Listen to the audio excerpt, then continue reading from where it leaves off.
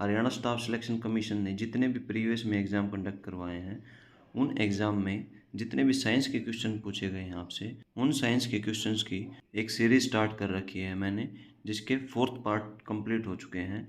आज की इस वीडियो में दोस्तों इस 5th पार्ट को कंप्लीट करेंगे। आपके इस पीडीएफ के आज सभी के सभी क्वेश्चन पूरे हो जाएंगे, तो वीडियो को लास्ट तक जरूर देखिएगा। और अगर अभी तक आपने ये 4 पार्ट नहीं देखे हैं, मेरे चैनल के ऊपर जाइएगा, प्ले लिस्ट मिलेगी आपको HSSC all previous year question, उसमें मैंने सभी 4 पार्ट को ऐड कर रखा है। वहाँ पर क्लिक करके आप पार्ट को देख सकते हैं।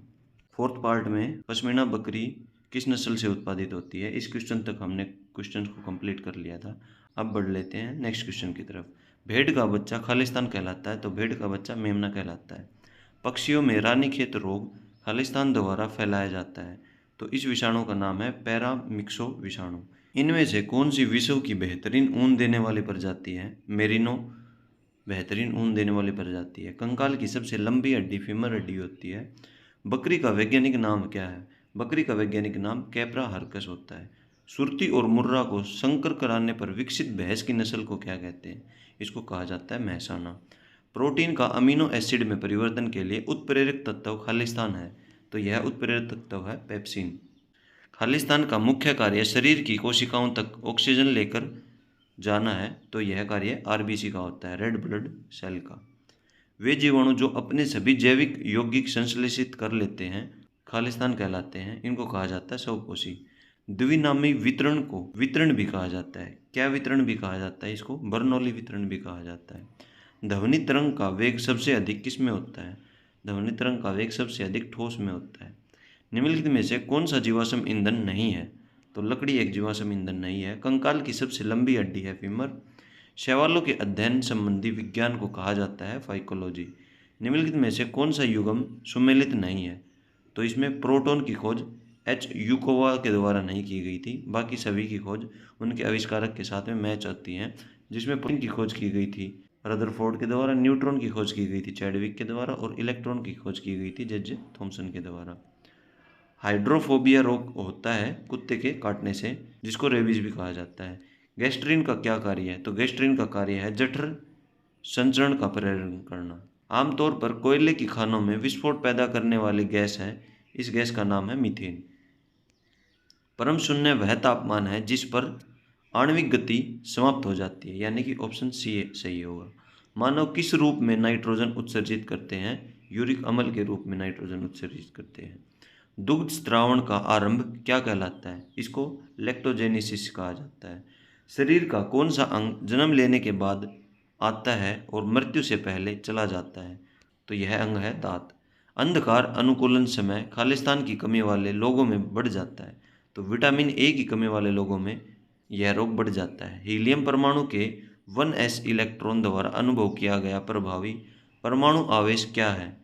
इसका सही आंसर होगा 1.70। प्रतिचयन वितरण का मानक विचलन खालिस्तान त्रुटि कहलाता है, इसका मानक त्रुटि का आंसर सही होगा। इनमें से कौन सा सूक्ष्म जीव दूध को दही में परिवर्तित करता है? लैक्टिक एसिड बैक्टीरिया दूध को दही में परिवर्तित करता है। मानव रक्त में कौन सी कोशिकाएं बहुयातायात में मिलती हैं? लाल रक्त कोशिकाएं जो रेड ब्लड सेल कहलाती हैं, वो बहुयातायात यानी कि शरीर में उनकी संख्या ज़्यादा होती है। सामान्य जुकाम किस विषाणु से होता है? इस विषाणु का नाम है राइनो वायरस। लार ग्रंथियां यकृत और अग्नाशय निम्नलिखित में से किसके भाग हैं? तो यह पाचन ग्रंथियों के भाग हैं। निम्नलिखित में से कौन सी रक्त का थक्का जमने में शामिल है? इनका सही आंसर होगा प्लेटलेट्स। निम्नलिखित में से कौन सा हमारे भोजन में थोड़ी मात्रा में आवश्यक होता है? विटामिन्स हमारे भोजन में थोड़ी मात्रा में आवश्यक होते हैं। हृदय द्वितीय परतीय बैग में सुरक्षित रहता है, जिसे पेरिकार्डियम कहा जाता है। श्वास लेने के दौरान वायु को अंदर खींचना निम्नलिखित में से क्या कहलाता है? तो यह श्वास लेना कहलाता है। उच्च रक्तचाप को हाइपरटेंशन कहते हैं। अपरिपक्व फलों में सिट्रिक एसिड पाया जाता है। श्वसन एक प्रक्रिया है जिसमें निम्नलिखित गैसों का विनिमय होता है, इसमें O2 के साथ में CO2 का विलयन होता है। यह एक इक्वेशन दे रखी है और इसमें इन दोनों से और इस ऑप्शन को मिलाकर यूरेनियम के 3 समस्थानिक बनते हैं। आयोडीन की कमी सामान्यतः घेंगा के रूप में होती है। इनमें से कौन से विटामिन मजबूत दांत और हड्डियां बनाने में योगदान देते हैं? तो इस विटामिन का नाम है विटामिन डी। किसी चुंबकीय क्षेत्र में रखा गया किसी बंद सतह में शुद्ध चुंबकीय प्रवाह होगा 0। सो दोस्तों आपका 5th पार्ट कंप्लीट हो गया है और तो इस पीडीएफ के सभी क्वेश्चन भी आपके दोस्तों कवर हो चुके हैं। इसी के साथ में हमारी साइंस की सीरीज़ का पार्ट ख़त्म होते हैं सारे के सारे। अब दोस्तों इस सीरीज़ के बाद में अब आपको हिंदी और इंग्लिश के जितने भी प्रीवियस ईयर में एग्ज़ाम हुए हैं उन सभी में हिंदी और इंग्लिश के जितने भी क्वेश्चन हुए हैं एसएससी के द्वारा एग्ज़ाम करवाए गए हैं उनमें उन क्वेश्चंस की वीडियो आने वाली है। जितना प्यार आपने इन वीडियो को दिया है इतना ही प्यार आने वाली मेरी सभी वीडियो को दीजिएगा। आपको इसी प्ले लिस्ट में हरियाणा के प्रीवियस ईयर के क्वेश्चन मिलने वाले हैं। सो धन्यवाद दोस्तों, वीडियो को लास्ट तक देखने के लिए आप सभी का बहुत बहुत धन्यवाद। मिलते हैं किसी नेक्स्ट वीडियो में किसी नेक्स्ट अपडेट के साथ।